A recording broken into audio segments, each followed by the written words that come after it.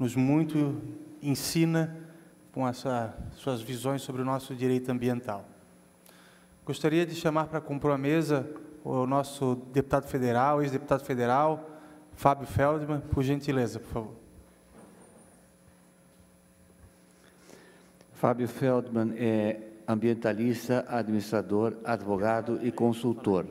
Foi deputado federal por 3 mandatos e é autor de parte significativa da legislação ambiental brasileira, como capítulo dedicado ao meio ambiente na Constituição de 1988. É conselheiro de diversas ONGs no mundo, como Greenpeace Internacional, TNC Brasil e Centro de Estudos em Sustentabilidade da Fundação Getúlio Vargas. Atualmente é secretário executivo do Fórum Paulista de Mudanças Climáticas.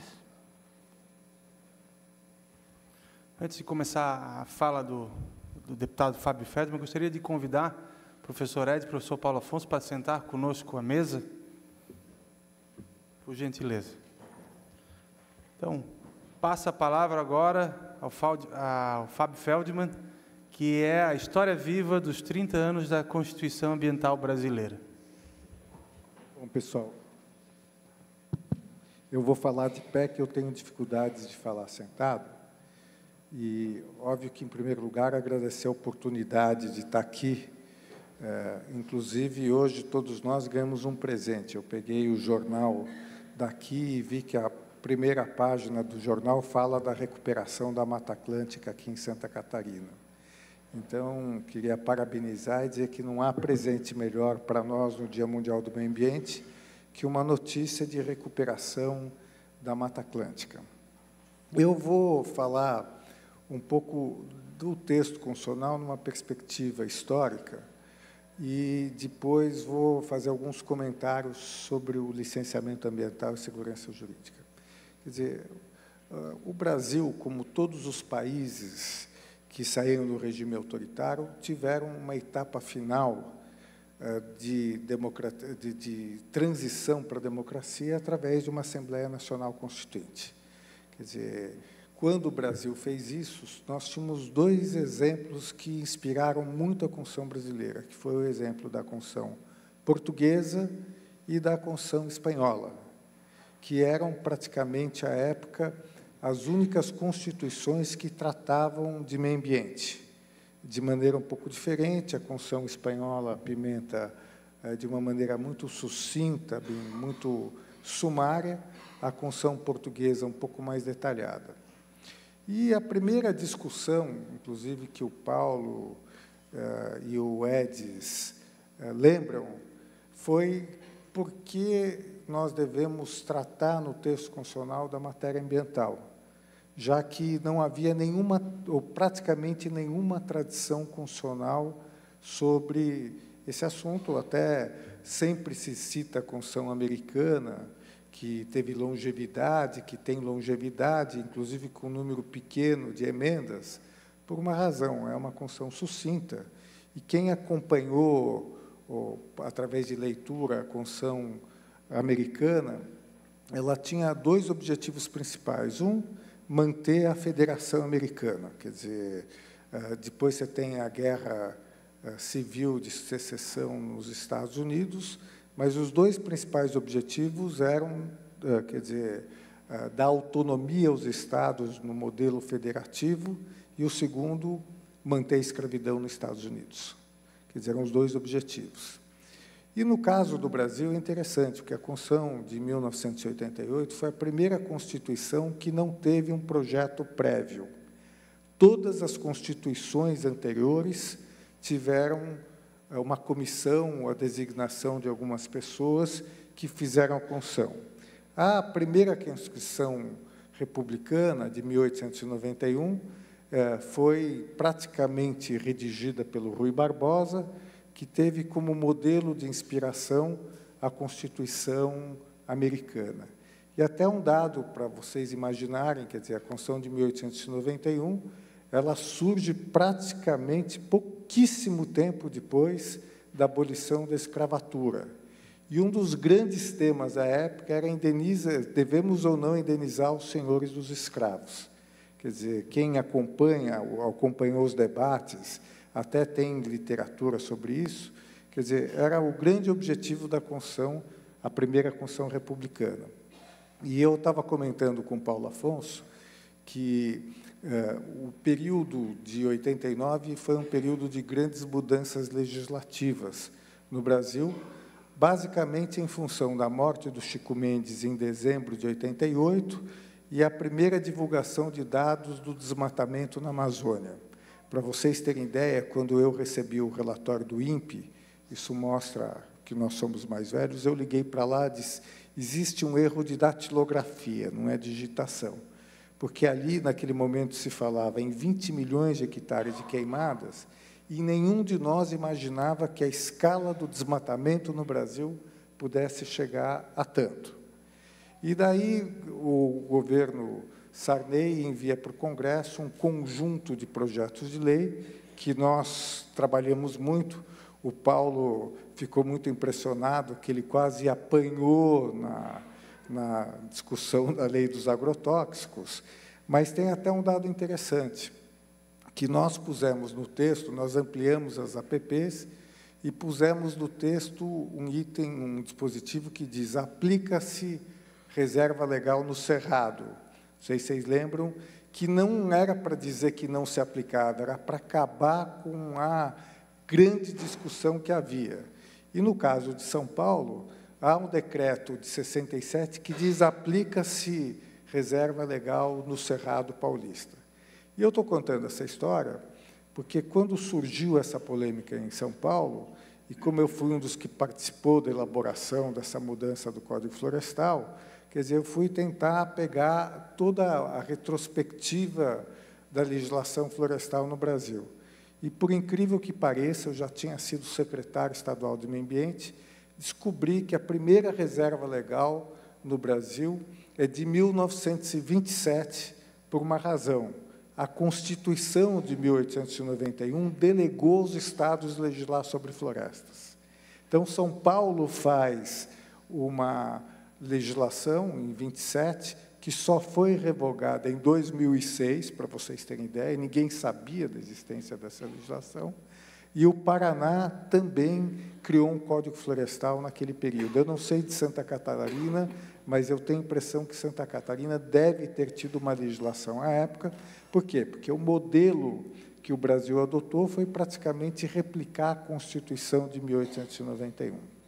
A partir daí, aliás, um dado importante, Paulo, que eu fui... O Getúlio Vargas é uma figura interessante. Ele criou os primeiros parques nacionais de Itatiaia, o de Foz do Iguaçu, inclusive, por sugestão do Santos Dumont. A gente vai ficando velho e vai contando história, mas é isso. Mas aqui eu vou chegar lá para dizer das constituições.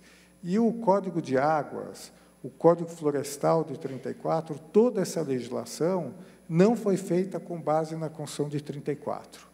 Todo mundo acha 34, então são Constituições de 34. Foram feitas com a Constituição anterior.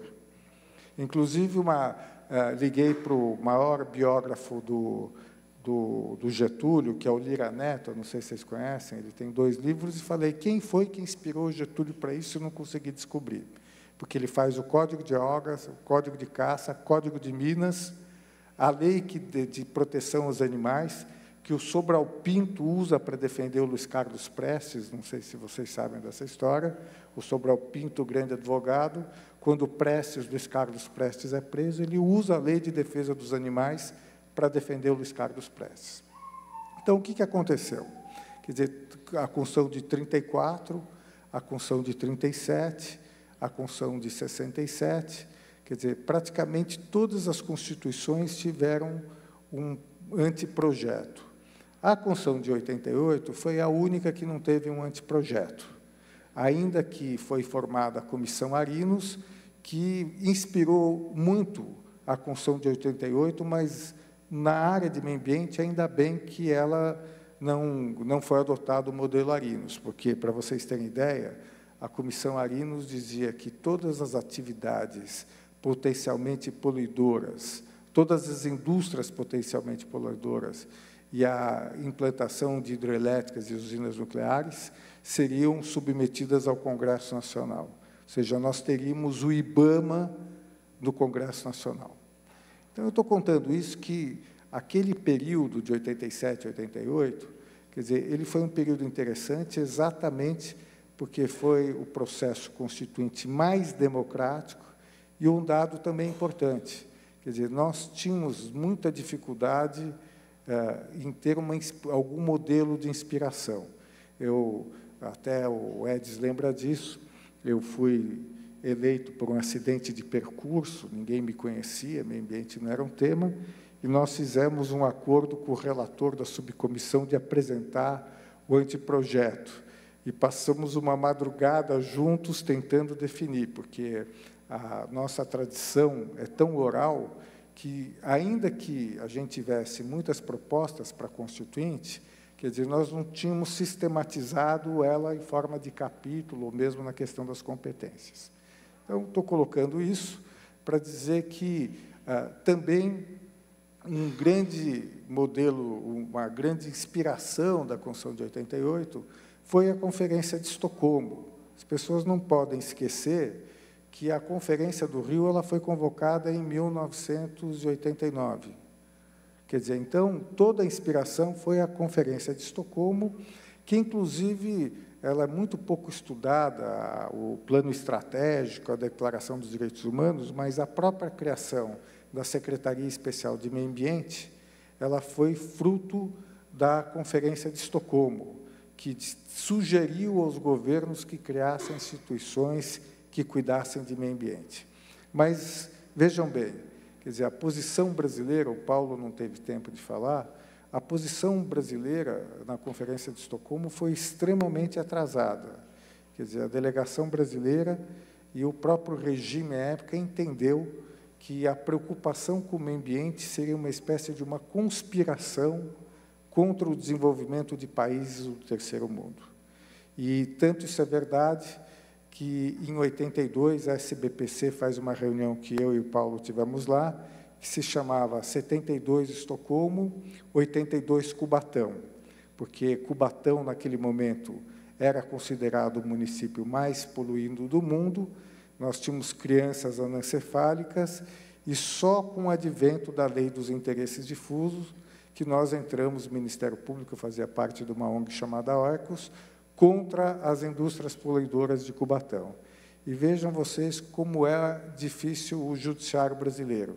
Quer dizer, essa ação foi promovida em fevereiro de 86, e foi 85 até 85, e ela foi depois da Lei dos Interesses Difusos. A Lei dos Interesses Difusos é 85. Então, fevereiro de 86, porque não havia possibilidade de ação civil pública pelo MP. E a decisão de primeira instância saiu o ano passado, ou seja, passaram-se todos esses anos para nós estarmos numa decisão de primeira instância. E esse é o motivo pelo qual eu, inclusive, considero a tentativa do acordo judicial do acidente da Samarco importante, para evitar uma ação judicial que possa levar 30 ou 40 anos. Mas, voltando à Constituição de 88, então, a grande inspiração da Constituição de 88 foi a Conferência de Estocolmo, os documentos sobre a Conferência de Estocolmo e também a Comissão Brundtland, que ela lança um documento, Nosso Futuro Comum, mas que é lançado alguns anos depois. Quer dizer, a Constituinte já tinha, na verdade, instalado e estava avançando, e essa dificuldade, de certa maneira, de não ter um modelo, eu acho que estimulou muito a criatividade da gente. Eu falo a gente porque eu não fui o único constituinte, vocês estão diante de 2 constituintes aqui, porque toda a Constituinte foi feita através da mobilização e da tentativa de escrever o texto. E um dado interessante também, quer dizer, alguns temas que, naquela época, 30 anos atrás, não estavam na agenda mundial, hoje estão acentuadamente na agenda mundial. Ao que eu estou me referindo, o direito dos animais. Quer dizer, a Constituição brasileira é a primeira Constituição no mundo que coloca a questão de crueldade dos animais, e, inclusive, motivada pela farra do boi que acontecia aqui em Santa Catarina. Quer dizer, nós tínhamos a farra de boi em Santa Catarina, um grande debate, inclusive, entre os ambientalistas e os antropólogos, que defendiam que era uma manifestação cultural e, como manifestação cultural, era legítima, e foi isso que fez com que nós colocássemos a proibição da crueldade dos animais. Mas um dado interessante, a Constituição da Índia, a Constituição da Alemanha, hoje avançaram em relação à Constituição brasileira e deram status constitucional aos animais.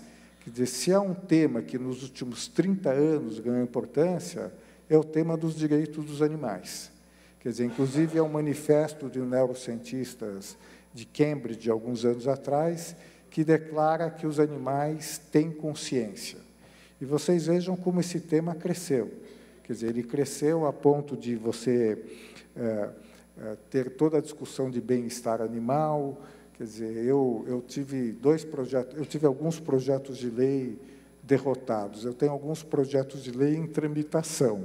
Quer dizer, o das cavernas é de 88. A Política Nacional de Resíduos Sólidos foi proposta em 92, saiu em 2010. Quer dizer, no Congresso Nacional, a gente tem que aprender a ter paciência. Mas eu tive 2 projetos nesse tema derrotados. Um que instituía o abate humanitário. Por quê? Ainda hoje, no Brasil, existe a chamada boi quente, que ninguém de vocês deve ter ouvido falar. Boi quente é aquele boi que é morto fora dos frigoríficos, muito comum no Nordeste. Você encosta o boi numa árvore e mata o boi com a marretada. E o projeto de lei do abate humanitário, ele foi derrotado, inclusive a imprensa foi muito jocosa, dizia, o Fábio Feldman, os ambientalistas querem obrigar a embebedar os perus antes de matar e tal. Mas dados importantes do ponto de vista da evolução. Hoje, a União Europeia tem regras claras sobre bem-estar animal, no transporte, quer dizer, o consumidor é muito exigente em relação a isso, e a Constituição brasileira, nesse sentido, ela avançou muito, ainda que hoje, talvez, a expressão crueldade pudesse ser substituída pela ideia de sofrimento, que já é uma discussão muito mais antiga. Então, quer dizer, a Constituição surgiu nesse período, quer dizer, eu acho que ela foi feliz, e a única mudança em relação à Constituição no capítulo do meio ambiente foi uma emenda constitucional que foi recentemente integrada ao texto constitucional em função da discussão da vaquejada. O Supremo Tribunal Federal considerou a vaquejada inconstitucional e, quer dizer, criou uma mobilização, inclusive com corte regional, basicamente a bancada do Nordeste e do Norte, dizendo que a proibição da vaquejada seria influência do Sul e Sudeste insensível a essas manifestações culturais. Então, no capítulo do meio ambiente, foi colocado um dispositivo que fala que as manifestações culturais relativas aos animais são permitidas. A discussão será, quer dizer, entre o Supremo Tribunal Federal, que entendeu que a vaquejada é inconstitucional, e como nós vamos fazer a interpretação dessa emenda constitucional. O outro projeto de lei que eu tive derrotado foi da farra do boi, que foi proibida a farra do boi na Câmara, eu consegui aprovar, e no Senado foi derrotado. E vocês veem que depois o Supremo também declara a farra do boi inconstitucional por entender que é crueldade. O que eu acho que evoluiu nesses anos? Quer dizer, primeiro, como eu disse para vocês, a Constituinte se deu em 87, 88. A questão ambiental no mundo ela ganha importância basicamente com a divulgação da imagem de satélite sobre a Antártida mostrando o buraco da camada de ozônio. Foi este movimento que provou o que se discutia em 72, que a ação do homem ela tem um impacto planetário. Quer dizer, aquela imagem de satélite gera a primeira grande onda de meio ambiente no planeta. Ela, inclusive, faz com que a revista Time considere que sempre tem o personagem do ano, a capa da revista Time é o planeta ameaçado, e através deste impacto que se resolve convocar a reunião, a Conferência de Estocolmo, que já estava prevista na Conferência de 72 e que não tinha se realizado. E, a partir daí, você tem a explosão de todo este movimento em relação ao meio ambiente. E, no caso do Brasil, quer dizer, a Constituição brasileira foi visionária e pioneira porque ela se antecipou em relação a todo esse movimento. E a antecipação está, por exemplo, a gente usa a expressão diversidade genética, não usa a diversidade biológica, porque só alguns anos depois a ONU, na Convenção da Biodiversidade, define o que é biodiversidade, e, inclusive, a expressão biodiversidade, para vocês terem ideia, ela só foi criada em 1988, num debate pelo Edward Wilson, que vocês todos conhecem. Quer dizer, aonde eu acho que a Constituição não foi bem? Foi, na minha opinião, exatamente na questão federativa. Eu acho que na questão federativa, quer dizer, a Constituição não é clara o suficiente, na minha opinião. E a resposta que eu dou para isso é simples de se entender. Como eu disse de começo, a Constituição brasileira surgiu na última etapa do processo de democratização. Então, o que nós queríamos era, efetivamente, democratizar o país. Quer dizer, em algumas matérias importantes, eu acho que a Constituição não foi capaz de se antecipar. Então, vocês vejam, ainda citando na área de meio ambiente, quer dizer, a Constituição criou o SUS, Sistema Único de Saúde, foi a Constituição Federal de 88. Só que o SUS tem financiamento, e o Cisnama não tem. Então, eu estava comentando no caminho com o BIM, exatamente o problema do Sistema Nacional do Meio Ambiente. E eu, pessoalmente, até toparia a gente pensar em alguma ação de inconstitucionalidade. Eu acho que o problema na área de meio ambiente na federação é que a União delega competências para os estados e, às vezes, para os municípios, mas não aloca recursos para isso. Então, o que está acontecendo no Brasil? A Lei 140 delega aos estados a competência pela fauna, sem que nenhum estado brasileiro tenha capacidade de enfrentar o problema da fauna. Então, o que nós estamos assistindo no Brasil inteiro, inclusive na Mata Atlântica? Estamos assistindo, quer dizer, a grandes movimentos de caça ilegal, quer dizer, porque os órgãos estaduais não têm capacidade ou não de se preparar para isso, e a União lavou as mãos. Isso é coisa dos estados. A União, digo o Congresso, é como quando se cria o Serviço Florestal, que se delegou aos estados a competência por florestas. Vocês vão ver o que aconteceu em Rondônia, com uma explosão do desmatamento, porque não tem gente. Então, até para discutir um pouco a questão do licenciamento, que é o grande objeto que está sendo de debate, quero fazer um comentário inicial.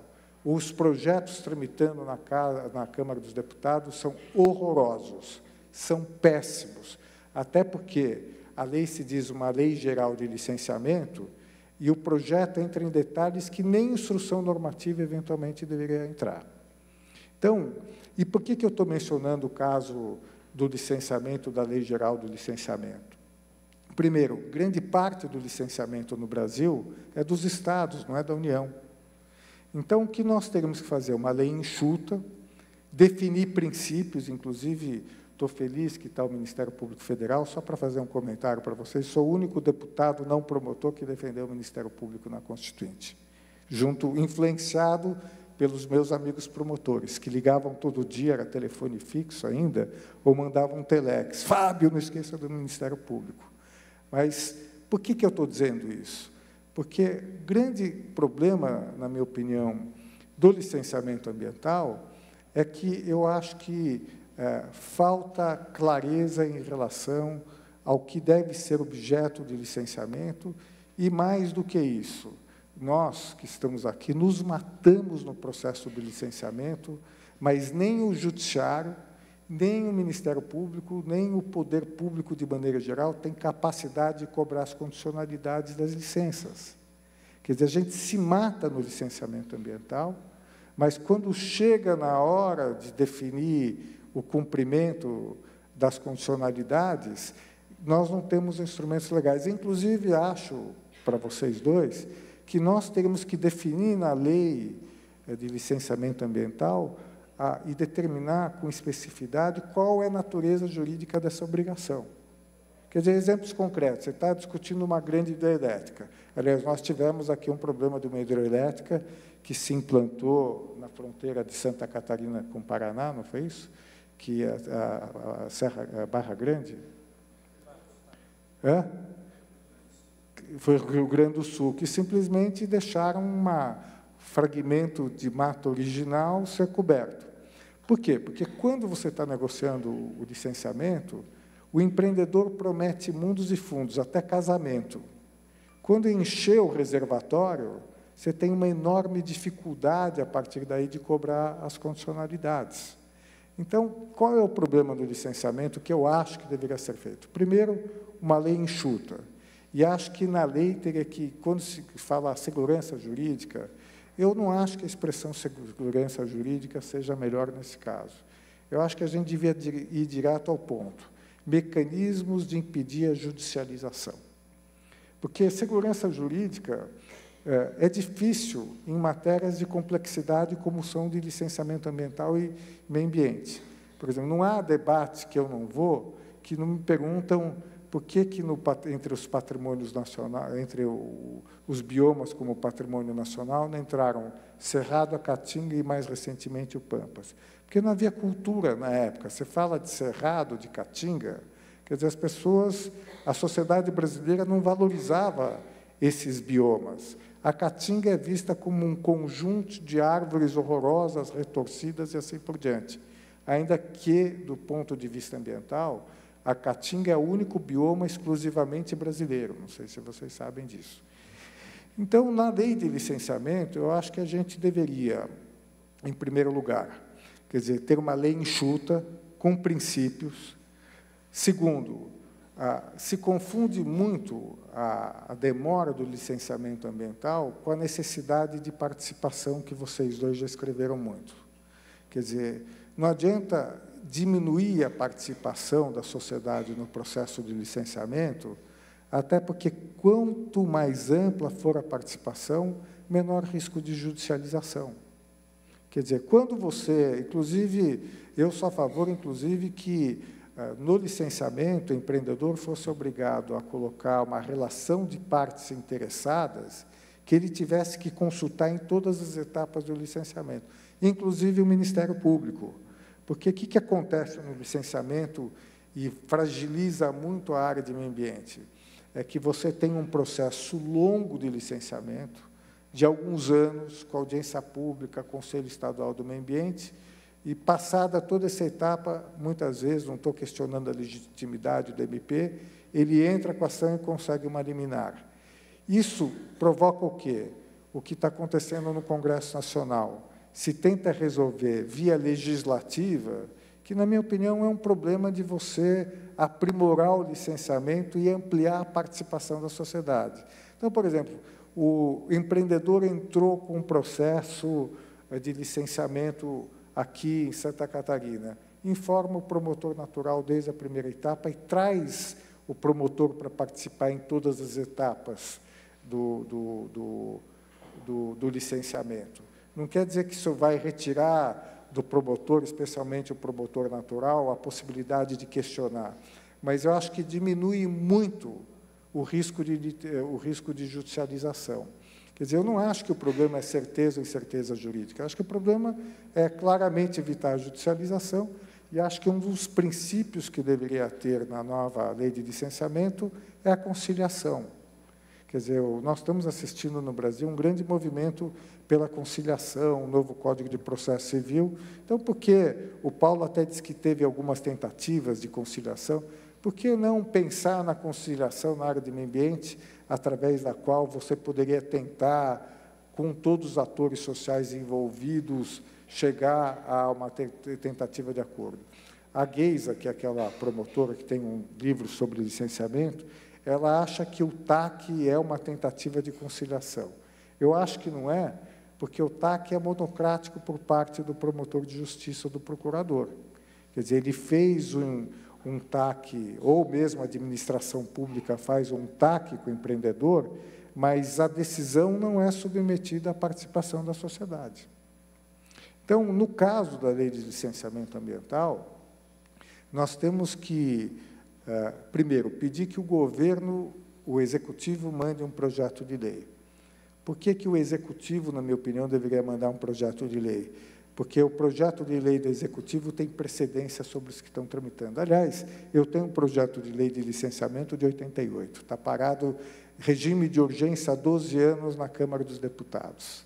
13 anos, 13 não, 88 para cá, 30 anos.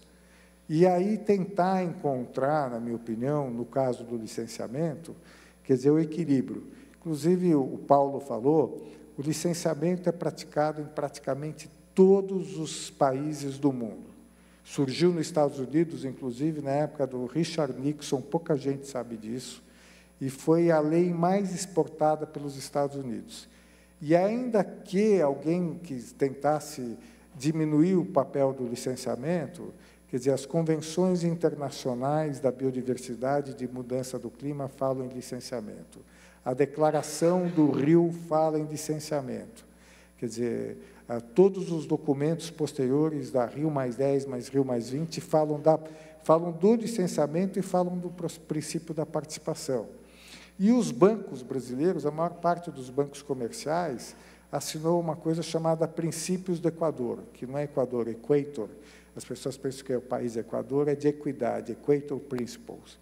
E esses bancos se obrigam a fazer um processo de licenciamento ambiental nas regras do Banco Mundial, que é o critério do A, B e C. Então, o que eu estou dizendo aqui é que eu acho que nós temos que ter, nesse momento, e estou encerrando por aqui, primeiro, em relação aos nossos temas, quer dizer, entender os desafios que os nossos temas têm e ter, inclusive, criatividade e flexibilidade para aplicar esses instrumentos que nós temos. Segundo, acho que não haverá política ambiental que continue trabalhando e operando unicamente pelo comando e controle. Tem que se começar a trabalhar no Brasil instrumentos econômicos. Quer dizer, o exemplo que eu sempre uso é a lâmpada eficiente. Nós precisamos entrar na crise de energia para se reduzir a tributação na lâmpada eficiente e ela poder competir com a lâmpada não eficiente. Aliás, na ordem econômica, tem uma emenda constitucional que permite que o poder público utilize critérios ambientais na diferenciação dos produtos. Então, quer dizer, e não é só na área de meio ambiente, eu trabalhei alguns anos muito com questão de obesidade, que vocês sabem que a obesidade é uma epidemia, e no Brasil, muito pouca atenção para a obesidade. Mas por que eu estou citando a obesidade? A classe mais exposta à epidemia da obesidade é a classe C, D e E. Por quê? Porque é o pior perfil de dieta e de alimentação. Inclusive, os refrigerantes, tubaína, não sei se vocês lembram, todos esses refrigerantes, eles são água com açúcar. Quer dizer, e normalmente o diet é um pouco mais caro. Usa a tributação. Quanto mais açúcar, mais ICMS, mais IPI. Então, quer dizer, essa nova etapa nós devemos trabalhar. E, para finalizar, eu queria dizer para vocês que, quando se fala em direito ambiental, nós teremos que entender processos de normatização fora da figura do Estado, que é a certificação. Quer dizer, a certificação, na minha opinião, faz parte do direito ambiental e parte do direito do consumidor, mas com uma característica muito especial. Não é uma norma que vem necessariamente do poder público e do Estado, que muitas vezes participa. O IBAMA, a Secretaria de Meio Ambiente, pode participar da elaboração do marco regulatório, mas participa em igualdade com a sociedade civil, até com o setor empresarial. Que eu também acho que transferir, quer dizer, a responsabilidade ao consumidor é muito importante. Quer dizer, eu acho que o consumidor que compra um móvel de madeira FSC, ele terá a mesma utilidade do móvel, mas quando ele escolhe um móvel de madeira certificada, ele está conferindo uma dimensão política ao consumo, quer dizer, eu estou comprando essa madeira porque eu quero ter a certeza de que essa madeira não provém ou da Mata Atlântica, ou da Amazônia, assim por diante. Então, acho que, a exemplo do que, de certa maneira, nós tivemos circunstancialmente a oportunidade de participar do texto constitucional, da legislação ordinária, eu acho que nós que estamos aqui devemos ter a mesma ousadia de tentar mudar a legislação para, de fato, criar mecanismos que permitam efetividade e implementação da legislação ambiental brasileira. Obrigado.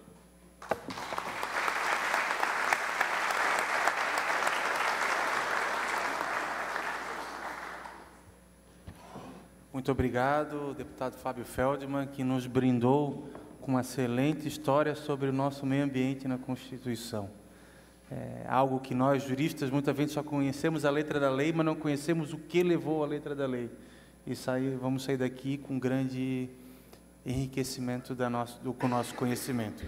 E que transmita um abraço ao nosso amigo em comum, que foi o que oportunizou esse encontro, a sua presença aqui, nosso colega Mário Mantovani, que fez o contato e trouxe o Fábio. Imagina, uma pessoa que eu nunca tinha um contato pessoal com o deputado Fábio, como convidar, como chegar, e o Mário, que é um amigo próximo, garantiu a nossa presença. Eu peço que não me chamem de deputado, porque eu estava na Paulista, nas manifestações de 2013, e veio uma moça, o deputado, falei, fala baixo, que se gritar lincha, eu teria sido assassinado na Paulista. Então, vamos usar a palavra deputado com moderação, né, Paulo? Tá bom. Agora passa a palavra ao nosso professor Edson Milaré, e o nosso... Edson Milaré, advogado, sócio-gerente e consultor em Direito Ambiental de Milaré Advogados, São Paulo, procurador de Justiça no Estado de São Paulo, aposentado, doutor em Direito das Relações Sociais, Direitos Difusos e Coletivos pela Pontifícia Universidade Católica de São Paulo. Foi secretário de Meio Ambiente do Estado de São Paulo de 1992 a 1994 e coordenador das Promotorias de Justiça do Meio Ambiente do Estado de São Paulo 1983 a 1992.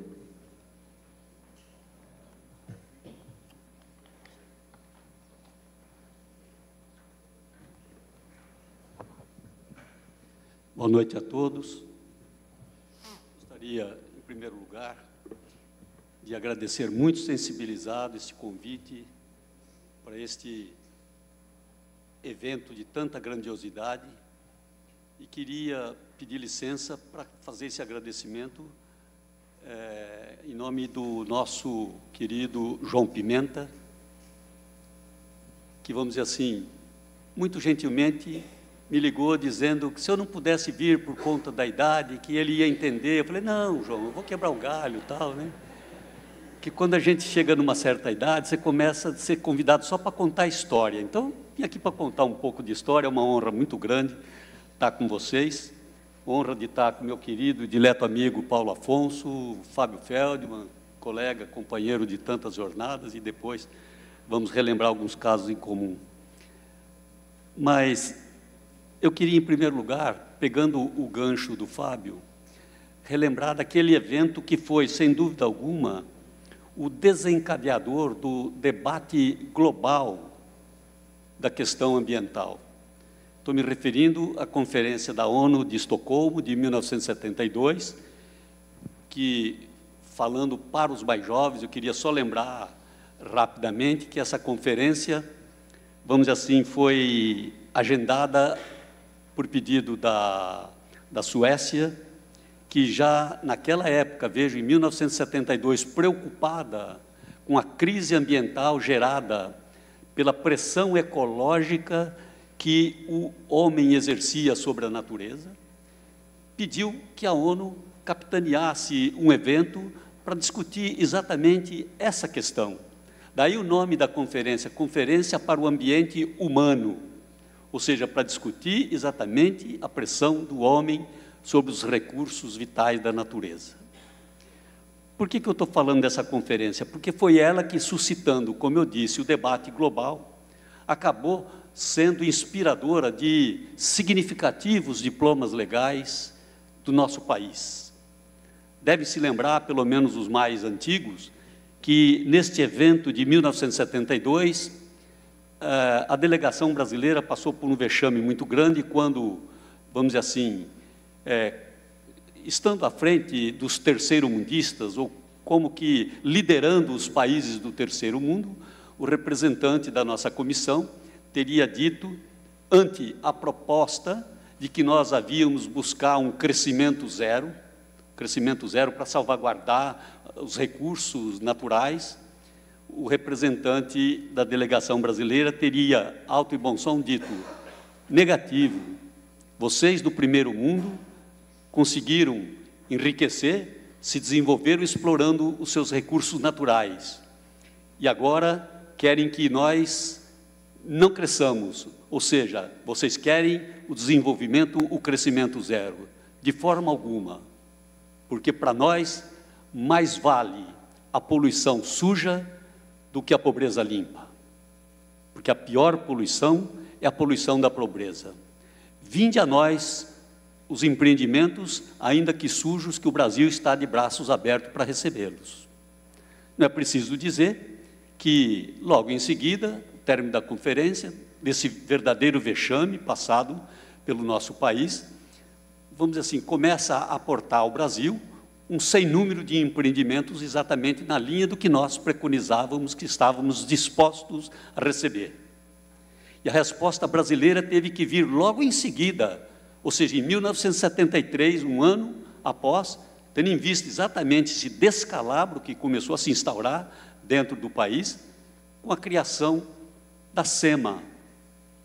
Isso em 1973, por meio do decreto 73.030, que criou a SEMA, Secretaria Especial do Meio Ambiente, que foi o embrião do nosso atual Ministério do Meio Ambiente.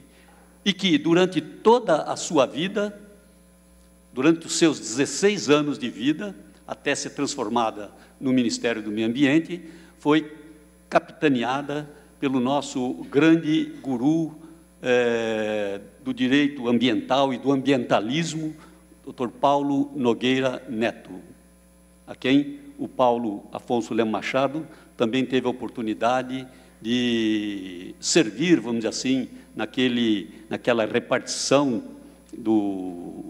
da União, contribuindo com a sua, vamos dizer assim, com o seu conhecimento jurídico. Pois bem, 72, então, começa, como eu disse, vou repetir mais uma vez, porque isso me sensibiliza muito, o debate internacional começa aí. E não é por outra razão que nenhuma Constituição anterior à de 72, eu pelo menos não conheço, trata da questão ambiental de forma sistemática, nenhuma.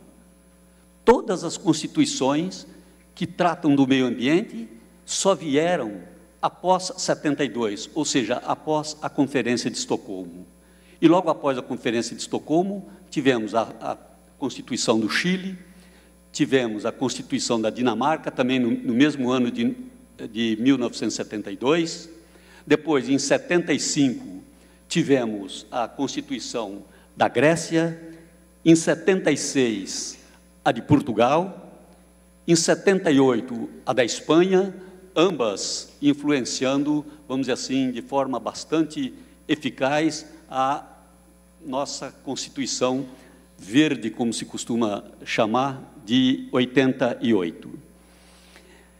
Nesse espaço entre 72 e a Constituição de 88, nós tivemos dois dos mais significativos diplomas legais que ainda hoje, vamos dizer assim, são como que verdadeiras cartilhas da tutela ambiental no Brasil. O primeiro deles foi o da Lei 6938, de 31 de agosto de 81, que criou a Política Nacional do Meio Ambiente. Quem não se recorda que antes de 81, durante os quase 5 séculos, desde o descobrimento do Brasil até 81, a defesa do meio ambiente estava escorada única e exclusivamente nos ombros do cidadão isoladamente considerado, que, se sentindo prejudicado pela danosidade ambiental, se quisesse, teria que, às suas expensas, promover as necessárias medidas para a reparação de eventual dano provocado. E é esta lei que começa, inspirada ou sob os influxos da Conferência de Estocolmo, é esta lei que, vamos dizer assim, legitima o Ministério Público, para tomar medidas judiciais em favor do meio ambiente. Veja, isso antes da lei da ação civil pública, que é de 85.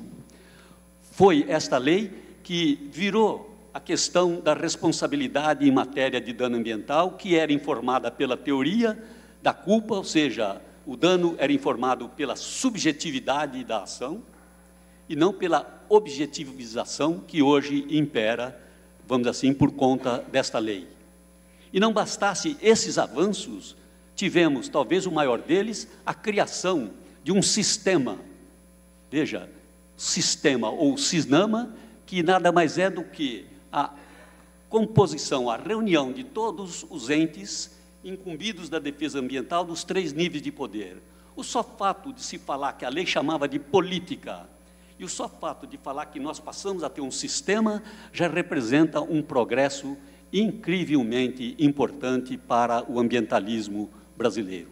Isso tudo fruto, portanto, da Conferência de Estocolmo e, para não dizer que acabou irrompendo nesse movimento do constitucionalismo brasileiro, que acaba por aprovar a Constituição de 88. A pergunta que poderia ser feita é se essa Constituição de 88, que ao contrário das outras 6 que antecederam, considerando a emenda de 1969, que foi aquela emenda da junta militar que governava o país, considerando como Constituição, nós tivemos, antes de 88, 6 Constituições, a de 1824, de 1891, a de 1934, a de 1937, a de 46, a de 67 e depois a emenda de 69. Nenhuma, sequer uma vez, usou a locução meio ambiente. Sequer uma vez, a dizer, a questão ambiental não era importante para os constituintes até 1988. Enquanto que na de 88, e repito sempre, ele fala que elogio na presença é falso elogio, mas muito do que na nossa Constituição nós temos se deve a esse velhinho amigo aqui, ou velho amigo ou amigo velho, não sei, ele prefere que eu fale velho amigo, né, Fábio? Velho amigo. Ao trabalho do Fábio, que junto com lideranças ambientalistas, uma equipe muito forte do Ministério Público, vamos dizer assim, que pretendia levar para o bojo da Constituição conquistas já havidas anteriormente, o Fábio sempre deve ser reverenciado como alguém que realmente contribuiu para o progresso do ambientalismo brasileiro, e o trabalho que ele desempenhou na Constituinte foi realmente memorável. Eu estou dizendo isso porque quantas vezes não me hospedava no apartamento dele e lá foi feito um verdadeiro bunker a respeito disso. Você lembra, né, Fábio? Das reuniões que nós realizávamos lá na casa do Fábio para tentar influenciar quem somos nós, eu digo, mas influenciar que eu digo conversar deputado por deputado, constituinte por constituinte, para tentar algum avanço nessa matéria. Mas a pergunta então que fica é se essa Constituição de 88, aprovada há 30 anos atrás, vamos dizer assim, é apenas um mero repositório de promessas, né? Ou é uma Constituição que efetivamente tirou do limbo da teoria para a realidade prática as conquistas acontecidas naquela época. E eu, vamos dizer assim, militando na área ambiental já há tantos anos, muito tempo no Ministério Público e agora na Advocacia Ambiental, eu gostaria, assim, vim anotando hoje no avião, aqui está o meu manuscrito, lembrando de algumas coisas importantes. Lógico que são alguns exemplos, não são exemplos que compõem um rol exaustivo, mas só para exemplificar, a questão do patrimônio genético, assunto dos mais importantes e avançados para a época, em se prevê a necessidade da proteção da biodiversidade, da biossegurança, do patrimônio genético. Vocês sabem, porque vocês militam nessa área, que tudo isso hoje já é objeto de leis específicas. O patrimônio genético, inclusive, talvez tenha sido a última a ser tratada de uma forma mais adequada, porque antes era tratada por uma medida provisória. Foi regulamentada a questão atinente a ele pela Lei 13.123 de 2015. Me lembro do projeto, que é seu, né, Fábio, das unidades de conservação, do SNUC, Sistema Nacional de Unidades de Conservação, aprovado pela Lei 9.985 de 2000. Ou seja, é outro inciso, o inciso terceiro, lá do artigo 225, parágrafo 1º, que é regulamentado, ou seja, e sai do limbo da teoria e entra no campo da praticidade, como eu disse. Lembro do estudo de impacto ambiental, em boa hora lembrado pelo Paulo Afonso, que o único país do mundo que colocou no bojo da Constituição a previsão de estudo de impacto ambiental. Então, vocês imaginam que conquista também para a época isto não significou, né? Depois, a questão do licenciamento, que embora não se diga de forma expressa, mas de forma indireta, a gente busca o gancho constitucional para o licenciamento, dentre outros, mas eu vejo lá exatamente no artigo 225, parágrafo 1º, quando fala controlar a produção, a comercialização de produtos, aquela coisa toda. Me parece que por aí você pode vislumbrar a necessidade do licenciamento ambiental. Então, são institutos, instrumentos da Política Nacional do Meio Ambiente que foram, vamos assim, em boa hora, abraçados pela Constituição, dada a importância que eles representam na luta contra a danosidade ambiental. A educação ambiental também, né, que foi objeto de regulamentação pela Lei 9.795, de 99. Os instrumentos processuais de tutela. Quem não se recorda, por exemplo, que a ação popular constitucional veio na Constituição com uma nova roupagem, modernizando-se a Lei 4.717 de 65, e de forma expressa e clara, dizendo que o cidadão, por meio desse instrumento processual, ele podia, como pode, independente de ônus de sucumbência ou custos processuais, fazer a defesa do meio ambiente. Quem não se lembra do fato de a Constituição ter, de uma vez por todas, vamos dizer assim, recepcionado a legislação dos interesses difusos, a Lei 7.347 de 85, que conferiu não só ao Ministério Público, mas a órgãos estatais, paraestatais, pré-ordenados à defesa do meio ambiente, como, vamos dizer assim, um instrumento também constitucional.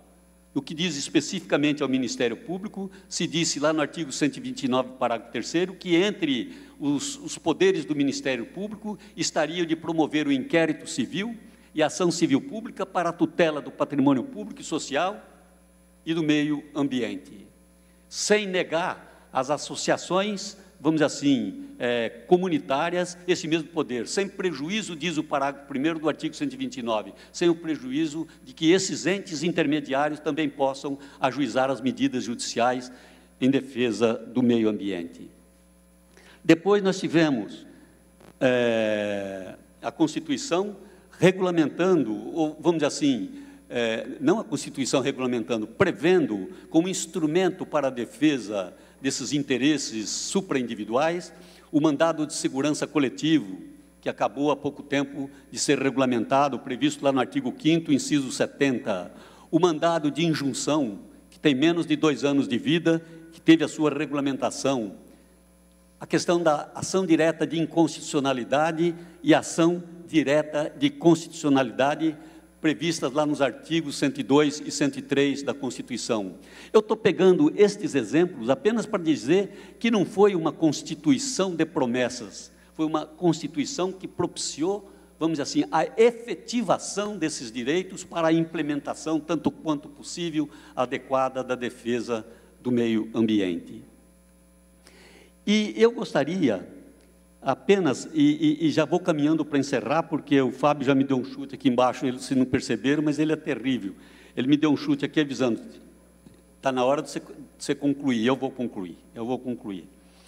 Viu, Fábio? Eu vou concluir. O que eu queria lembrar é que até a Constituição de 88, o meio ambiente era considerado no Brasil como vamos dizer assim, um bem jurídico acidental, ou como dizem os latinoides, né?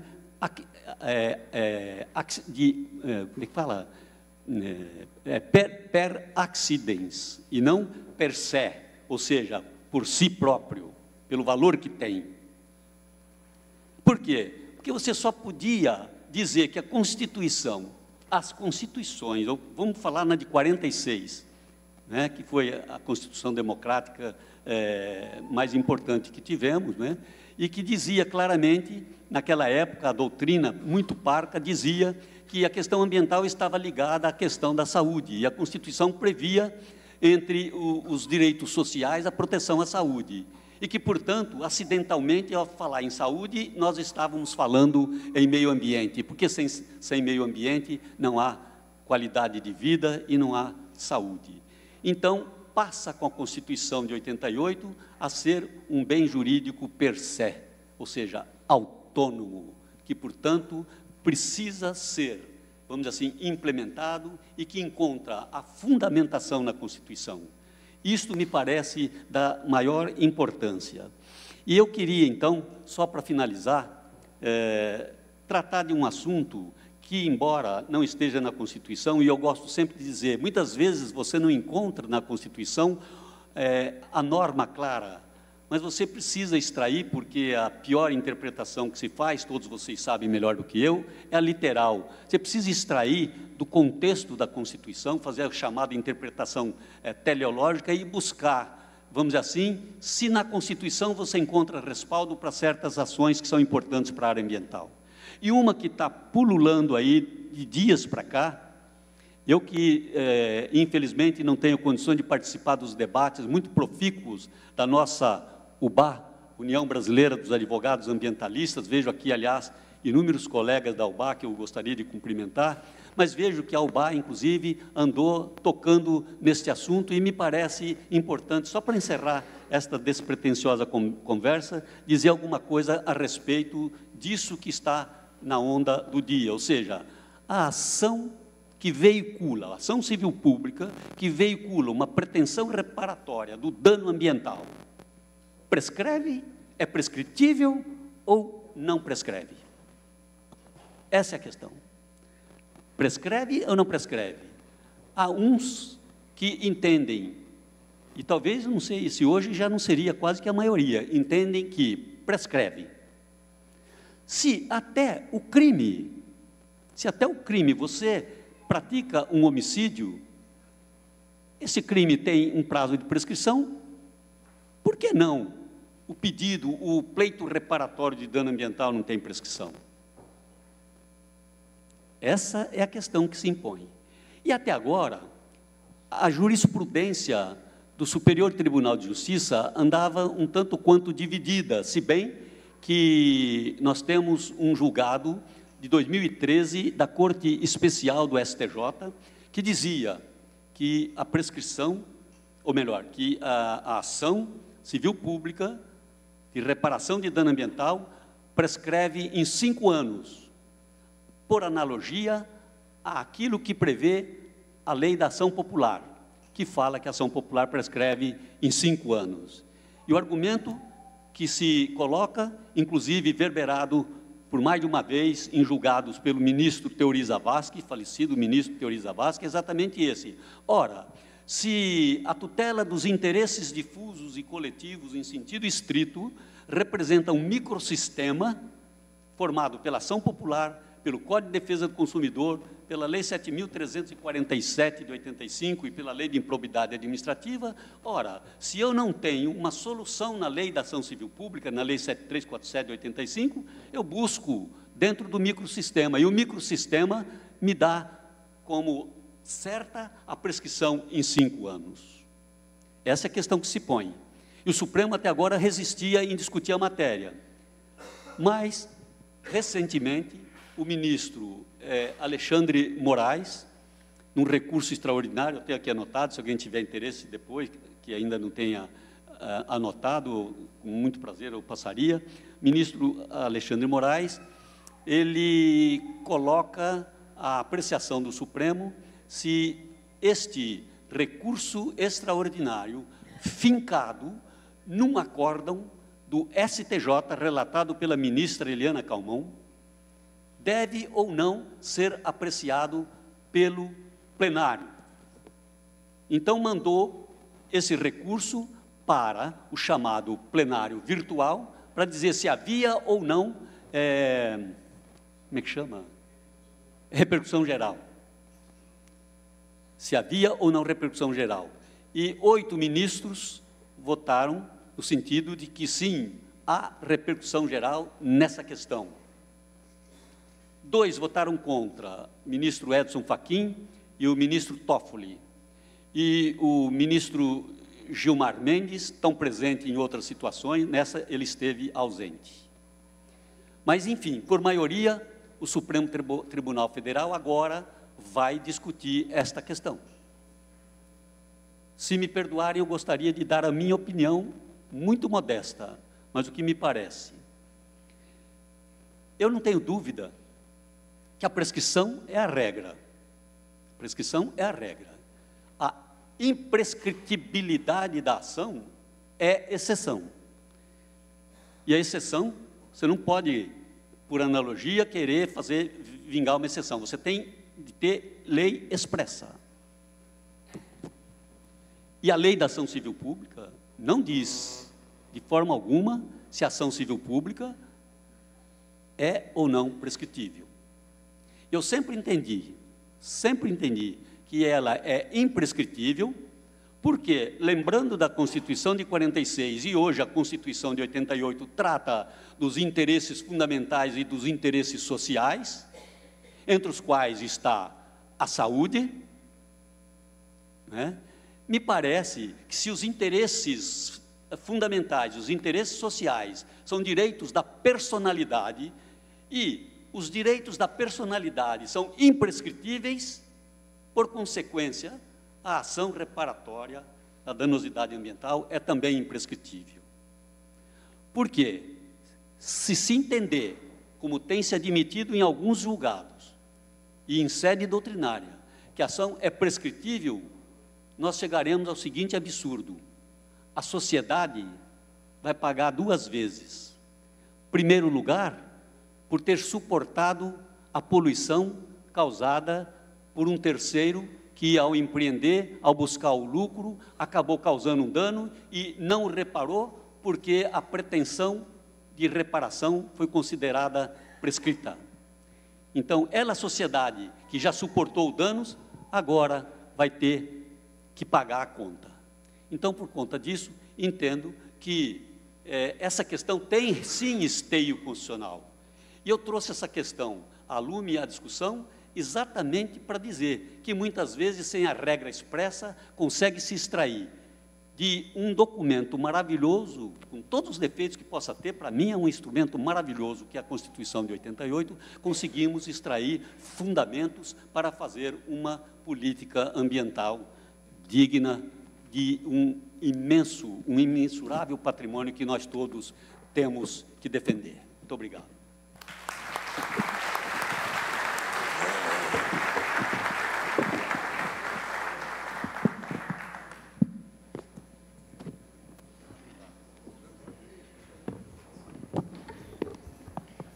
Muito obrigado, professor Edson Milaré. Gostaria, em nome da organização do evento, agradecer a presença de vocês 3, que de uma forma completa, nós tivemos uma grande aula sobre a questão constitucional ambiental do país. Nós temos tempo para algumas poucas perguntas e nós vamos trabalhar da seguinte forma: nós vamos passar primeiro, vamos começar com 5 perguntas e façam-se as perguntas e depois a mesa responde de uma vez só. Se alguém quiser perguntar para alguém de forma específica, que a hora fale no microfone e dirija a pergunta. Se falar geral, aí depois a mesa decide quem responder. Gostaria que quem tiver interesse em fazer perguntas, levantar para o nosso colega Caianda do IMA levar o microfone, por gentileza.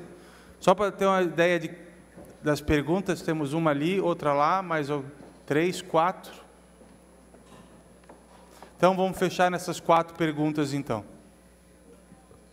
Posso? Só fale o seu nome, porque está sendo gravado, por gentileza. Peri Saraiva, eu sou advogado. Eu quero parabenizar, João, pela organização, doutor Alexandre também. É realmente significativo estar diante de 3 pessoas, 3 estudiosos, Isso é uma referência muito importante para quem estuda direito ambiental. Eu quero fazer uma pergunta bem breve, pode ser para qualquer um dos palestrantes. O professor Paulo Afonso, no seu livro, um clássico, em algumas passagens, em algumas páginas, fala em seguros ambientais. O professor Fábio agora falou sobre pensar em instrumentos econômicos. A 6938 fala, dentre os instrumentos econômicos, da figura dos seguros ambientais. Isso é algo que vai e volta, tem algumas ondas, vem a discussão. Pós-Mariana, alguns projetos de lei vieram à tona falando de seguros ambientais. Se me permitir a perguntar nesse sentido, qual no sentido dos senhores, a perspectiva ou as perspectivas em matéria de seguros ambientais, eu volto a dizer, não direcionada a ninguém específico, mas a qual dos sentimos a vontade de falar. A gente de responder, obrigado.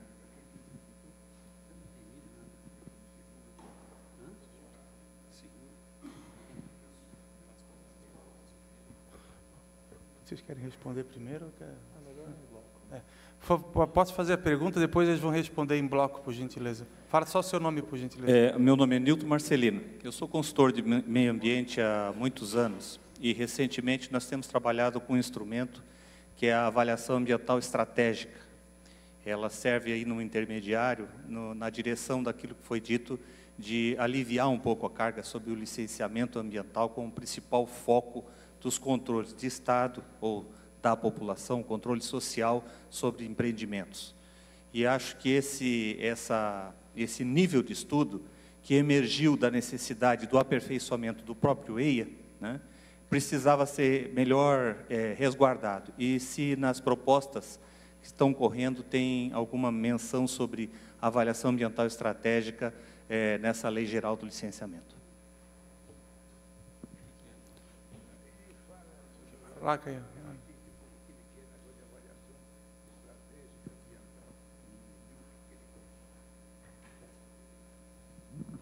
Boa noite.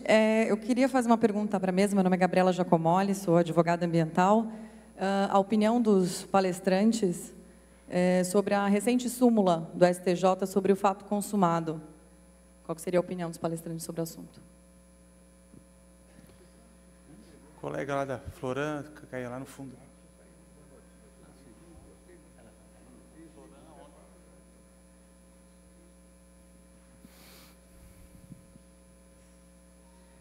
Eu queria primeiro parabenizar a palestra e agradecer a oportunidade de estar aqui e ouvir os nossos mestres.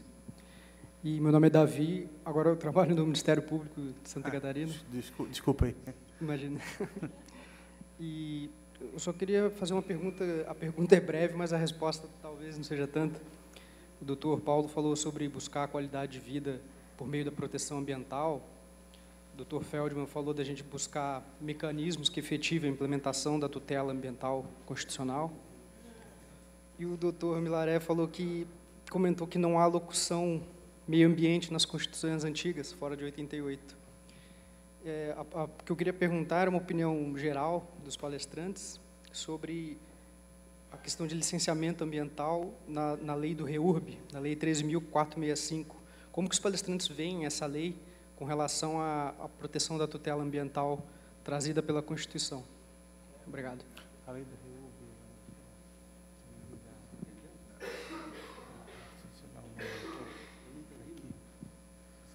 Davi, pode refazer a pergunta que não ficou claro aqui?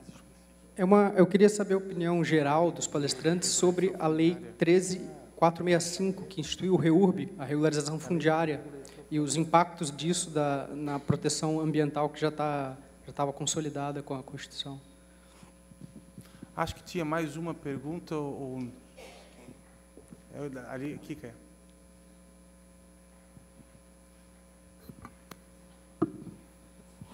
Boa noite, Nilton Dauer, consultor ambiental. Pouco foi se falado aqui a respeito da Lei Complementar 140, que praticamente hoje é o marco regulatório em cima do licenciamento ambiental. Em relação ao artigo 13, do parágrafo 2º, determina que o licenciamento ambiental, quando o empreendimento vai ter supressão da vegetação, compete ao órgão licenciador esta competência.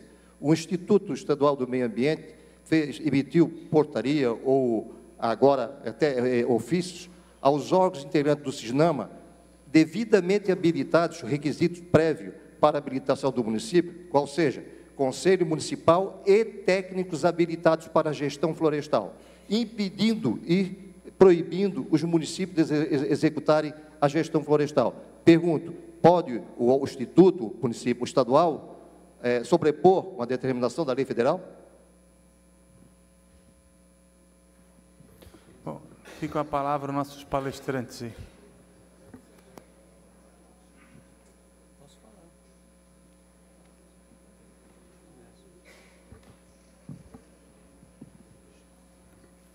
Não sei, parece que eu conheço a pessoa.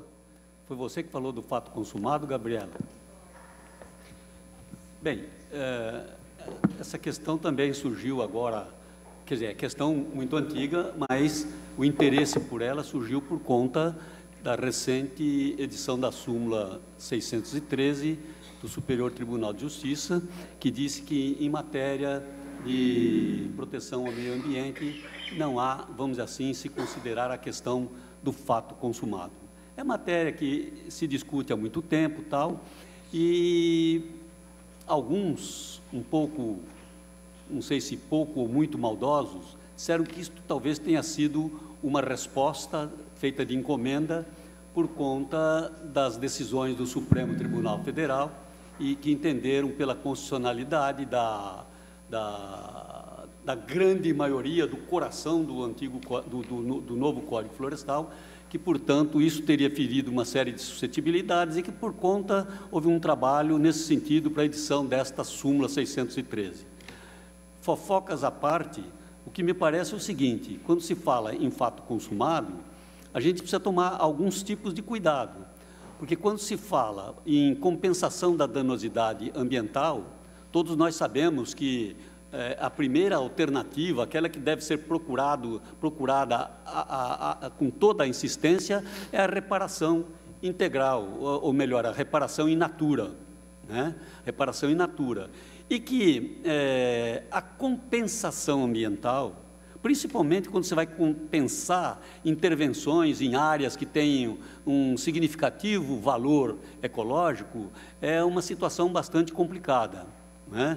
Então, o que a gente percebe é que isto pode, efetivamente, acabar comprometendo isto que hoje vinha tomando corpo, vinha tomando forma com muita intensidade, em que a compensação ambiental é, dentro da desgraça, a melhor solução. A propósito de o Conselho Nacional do Ministério Público, eu não lembro o número da resolução, mas parece que é qualquer coisa em torno de 117, não sei das quantas, mas que teria sido editada no final do ano passado, o Conselho Nacional do Ministério Público, como que para uniformizar a linguagem dos órgãos ministeriais, tanto o federal quanto os estaduais, passou a colitar, a incentivar que os membros do Ministério Público buscassem a exaustão, a composição ambiental antes de promover uma ação, dizendo que a litigiosidade não é importante para ninguém e que, portanto, os membros do Ministério Público, disse o Conselho, na linha do que já vem preconizando o Código de Processo Civil de 2015, e que devem, vamos dizer assim, as partes, os operadores do direito, o Ministério Público, advogado, juiz e tal, envidar todos os seus esforços para compensação. Me parece que com essa questão da súmula 613, essa questão da compensação vai estar em grande parte comprometida. Mas a pergunta que fica tem efeito vinculante esta súmula? A pergunta que fica, tem efeito vinculante? E como é que fica a situação que, por exemplo, acabou de ser julgada pelo Supremo Tribunal Federal, de reconhecer áreas de preservação permanente ou de reserva legal nas chamadas, vamos dizer assim, áreas consolidadas, em reconhecer, não é, essas situações, desde que elas atendam aquele marco temporal de julho de 2008, lá do decreto 6.514, mas de reconhecer a possibilidade, sim, de resolver a questão do fato consumado por meio de uma compensação. Então, a pergunta que se faz é: essa súmula, frente à lei posta, como fica? Ela derroga a lei? Desculpa a pergunta, pode ser primária, mas é a pergunta que fica. Então, é preciso muito cuidado, é preciso se examinar isso com muito cuidado, sob pena de, mais uma vez, haver a polarização, a radicalização entre aqueles que buscam a todo custo uma defesa, muitas vezes até exagerada do meio ambiente, e aqueles que buscam, dentro das possibilidades, fazer uma administração ambiental consentânea com a nossa realidade. Eu vou responder duas questões. A avaliação ambiental estratégica, ela está colocada no projeto que está sendo debatido. Quer dizer, ela está lá, ainda que na resolução 001 de 86, se você olhar, ela, de certa maneira, ela contempla a avaliação ambiental estratégica, que, na prática, nunca foi, quer dizer, considerada efetivamente, né? E até um comentário, quando nós tentamos escrever a Constituição, quando a gente fala do estudo de impacto ambiental, a gente queria pôr projetos e programas governamentais. Isso não passou. Porque, quer dizer, um pouco do que está sendo discutido no Brasil, no licenciamento, é empreendimento por empreendimento. E nós tentamos colocar, por exemplo, um programa de reforma agrária, a depender de onde vai se instalar, ele tem um enorme impacto. Ou mesmo, quer dizer, quando em São Paulo eu fiquei muito popular por causa do rodízio. Tinha até um adesivo que dizia: a mãe do Fábio Feldman também faz rodízio. Vocês vejam que maldade, né? Aliás, você perdeu a eleição seguinte por conta disso. E daí me ligou o secretário de Energia e disse o seguinte: Fábio, entram 1000 automóveis todo dia na região metropolitana de São Paulo. Não deveria haver um estudo de impacto ambiental da entrada desse número gigantesco de automóveis? Então, quer dizer, eu acho que a gente tem que incorporar um pouco a avaliação ambiental estratégica, que eu acho que ela seria um instrumento de planejamento importante. A pergunta do rapaz lá no Fundo de Regularização Fundiária, eu acho uma pergunta muito importante. Vocês provavelmente não leram o jornal Estado de São Paulo desse domingo, sobre o papel do PCC em São Paulo, expandindo para o Brasil. As ocupações de mananciais em São Paulo estão sendo lideradas e organizadas pelo PCC. E descobriram um nicho, uma terra pública ou privada, vão lá, ocupam, alugam para os pobres. A presença dos pobres cria uma dificuldade, porque a sociedade civil, as ONGs, estamos prejudicando os pobres, quando, na verdade, não é verdade. Quer dizer, quem está explorando os pobres são o PCC. E eu estou respondendo a você a questão da regularização fundiária, porque, em um determinado momento, o Brasil vai ter que enfrentar essa situação. Hoje, também, na primeira página do jornal daqui, tinha uma ocupação aqui, como é que chama? Quer dizer, o Brasil vai ter que enfrentar, efetivamente, quer dizer, a grilagem de terra, a ocupação irregular. Eu escrevi um artigo sobre quais seriam as propostas para o próximo ao presidente da República. Eu propus uma lava-jato de grilagem de terra na Amazônia. A grilagem de terra na Amazônia é crime organizado, quer dizer, envolve muita gente. Então, o que me preocupa na lei de regularização fundiária é você, quer dizer, que é comum no Brasil, né? Você ocupa, e a ocupação ela se dá com a premissa que, em algum momento no tempo, o poder público vai vir e vai resolver. Então, nós vamos ter mananciais, Paulo, Billings, Guarapiranga, Cantareira, é tudo crime organizado. O Rio de Janeiro são as milícias. As milícias estão ocupando o Rio de Janeiro. Manaus também. Então, num determinado momento, estou vendo até o nosso coronel da polícia, aqui é ambiental ou florestal? Ambiental, nós vamos ter que trabalhar com o serviço de inteligência e desmantelar essas organizações criminosas que estão ocupando e contando com a regularização fundiária lá adiante, que é o que acontece. Quer dizer, você vai fazer o quê? Você vai tirar quem acompanha isso, quer dizer, a partir de um determinado grau de consolidação, mesmo que você queira, você não vai conseguir fazer o reassentamento de pessoas. Quando o Edson e eu fomos secretários de Meio Ambiente, São Paulo tinha 2 milhões de clandestinos na área de mananciais na região metropolitana. Clandestinos só para o poder público. Tem asfalto, tem luz, tem transporte público. Então, essas questões nós vamos ter que enfrentar em um determinado momento no Brasil. Eu sou de uma linha, eu tenho até uma irmã que trabalha com o meio ambiente, que ela acha que está equivocada, é tolerância zero com ocupação e invasão. Ocupou, tira. Porque o custo para a sociedade depois de restaurar a área, por exemplo, no caso de São Paulo, Guarapiranga, foram alguns milhões de dólares para implantar coleta de esgoto e tratamento de esgoto.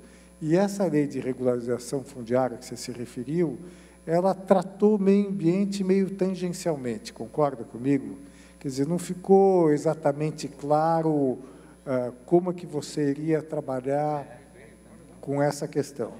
E outra coisa que vocês falaram de compensação, no acórdão do Fux, ele está usando uma expressão chamada identidade ecológica. Não sei quem de vocês está acompanhando a questão de compensação.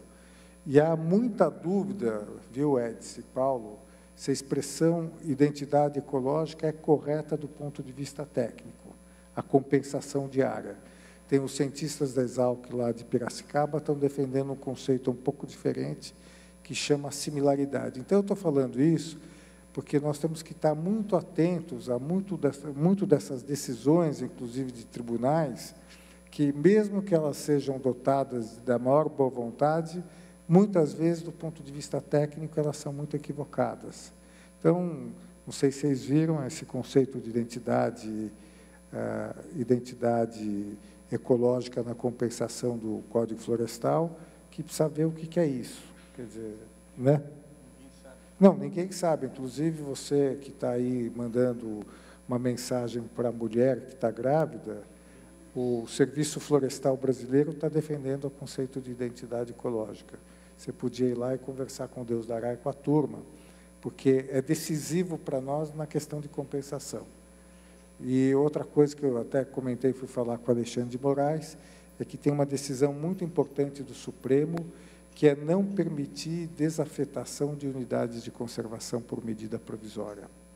Quer dizer, foi num caso específico de uma desafetação do mandado de conservação para implantação de hidroelétrica e se desistiu da hidroelétrica, mas a desafetação já estava feita. Então, essa decisão do Supremo me parece muito importante, foi por unanimidade, não permitir mais desafetação por medida provisória, que eu acho que criava uma válvula de escape terrível para nós.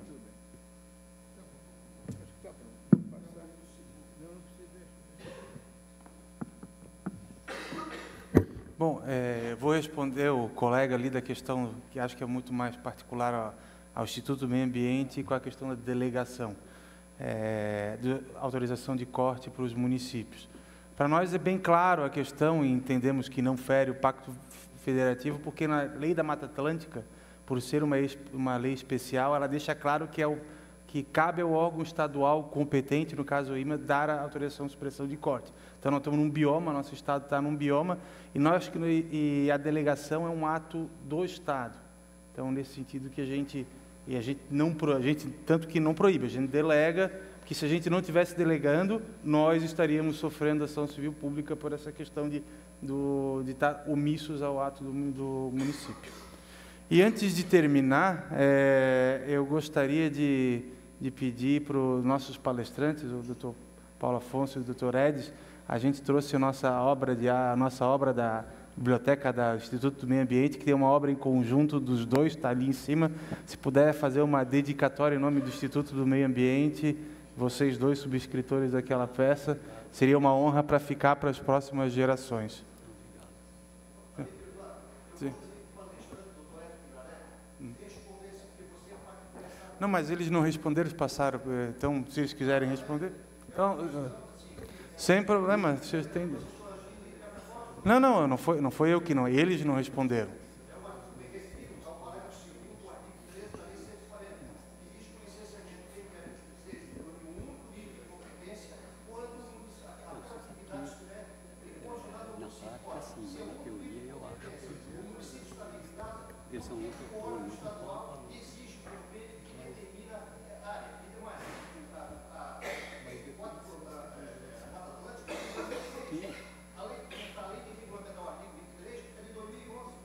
Não, sem problema. Passa a palavra aos palestrantes que fique à vontade.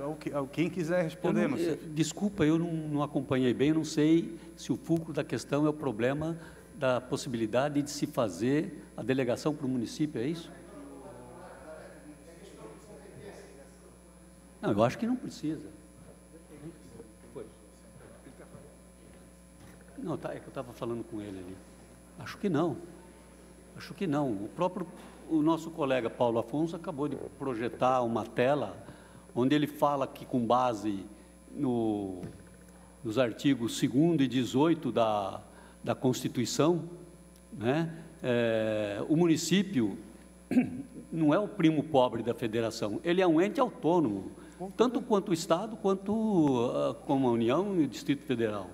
Sendo autônomo, ele não precisa ficar pedindo as benesses do superior, porque não há se falar em superior. Eu sei, Paulo, eu sei, Fábio, que você tem uma divergência a respeito disso, eu respeito muito e depois eu vou deixar você falar, mas eu só queria dizer, porque isso não estou fazendo nenhum segredo, é uma questão que eu sustento no meu livro Direito do Ambiente e não arredo o pé por conta do seguinte, se está certo ou não, o município, aliás, no mundo é o único país em que o município é ente autônomo, é no Brasil. Ora, no momento em que a Constituição vem e diz, no artigo 2º e no artigo 18, que é ente autônomo, acabou. Por que ter que o Conselho Estadual do Meio Ambiente dizer em que casos precisa delegar? Fazer com que o município fique de chapéu na mão pedindo, olha, me mande tal coisa para eu fazer. Entendo que não tem essa conversa. Acho que o município, naqueles casos previstos em lei, ele tem que licenciar, não precisa ordem de ninguém, em favor de ninguém. No caso concreto, me perdoe, não é nem o Conselho, porque a 140 remete ao CONSEMA a normatização de enquadramento e porte potencial poluidor. O órgão executor estadual está infringindo a própria norma da resolução do CONSEMA, como tirando essa competência do município. Ele só poderia impedir, agir supletivamente, subsidiariamente, como está na 140, se o órgão ambiental municipal não tivesse técnicos habilitados, ou não tivesse conselho municipal de caráter deliberativo e paritário, requisitos previstos na habilitação na 140. Concordo plenamente, Fábio. Eu queria fazer um comentário. Vamos detalhar do que nós estamos falando aqui. Quer dizer, a competência que o município tem é de legislar na sua esfera, que no passado era peculiar interesse e agora está regulamentado no texto constitucional, inclusive consagrando o plano diretor como o principal instrumento de gestão.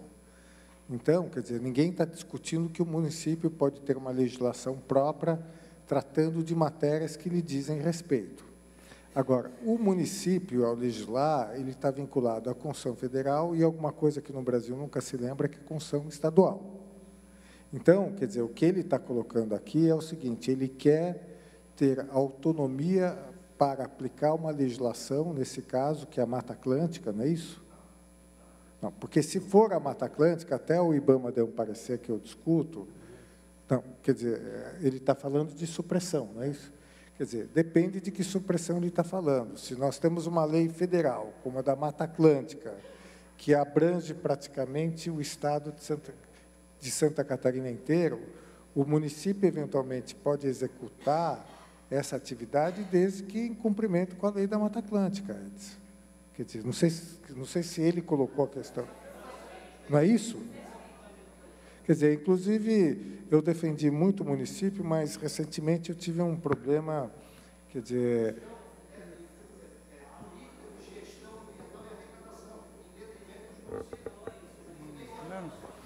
Agora, eu tive um caso em Trancoso recentemente.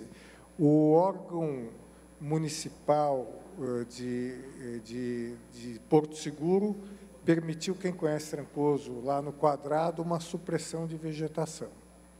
Daí eu questionei por dois motivos. Primeiro, porque o Porto Seguro é tombado, então teria que ter autorização do IFAM. E segundo, porque se é Mata Atlântica, quer dizer, eu defendo, inclusive, que, eventualmente, o IBAMA possa interferir nisso, porque a Mata Atlântica é um patrimônio nacional e, na condição de patrimônio nacional, quer dizer, ele tem que atuar, inclusive, não... Eu defendo que não é uma atuação facultativa. E entre nós, quer dizer, eu tive uma experiência em São Paulo, de Mata Atlântica, que foi feito um convênio com o município de Bertioga para dar autorização de supressão de Mata Atlântica. Foi o maior desmatamento que houve de Mata Atlântica, e agora com 1000 ações civis públicas de reparação. Então, a gente precisa ver em que contexto você está colocando a questão. Assim, só para concluir, acho que o debate já foi, eles já colocaram. Eu só gostaria de concluir antes, é o que eu falo já, esse não é o primeiro caso que a gente tem debate com o município. Eu digo a todos os gestores municipais, vocês têm, como a gente não concorda algumas posições do IBAMA, a Fátima tem algumas divergências jurídicas com a posição do IBAMA, o município pode ter, tanto que o professor Paulo Afonso tem uma visão diferente do tema, e o município tem a legitimidade. Se não concorda, ele pode ajuizar uma ação declaratória contra o Instituto, ou, que é o que a gente diz, se ele entende que não precisa, que o município dê as autorizações de supressão sem a anuência da Fátima. Aí, se tiver algum problema, Ministério Público, o que for, o município depois vai se defender, vai ter legitimidade. A Fátima não obriga ninguém a vir pedir a questão, muito embora a gente não concorde. Agora, você tem autonomia, nós não estamos tirando a autonomia do município. Agora, a gente não pode concordar em algo que a gente juridicamente não concorda. Vocês têm autonomia, façam o que for. Agora, só vejam depois as consequências jurídicas da questão. Então, gostaria de agradecer. O evento é justamente para questões como essa. A gente está aqui para discordar juridicamente dentro da educação e agradecer novamente a presença de todos e esperamos todos amanhã para o segundo painel a partir das 9 horas da manhã. Boa noite a todos.